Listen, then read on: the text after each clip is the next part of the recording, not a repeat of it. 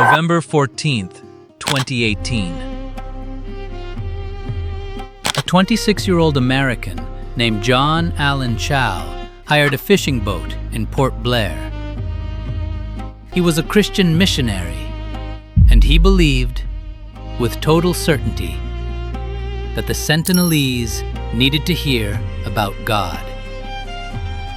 He called North Sentinel Island Satan's last stronghold. On November 14th, Chau approached the island by kayak. He was immediately met with arrows. One arrow struck his waterproof Bible. He retreated. He went back the next day. He was met with more arrows. He retreated again. And on November 17th, he went back a third time. The next morning, the fishermen returned. From a distance, they saw a body being dragged along the shore, half buried in sand.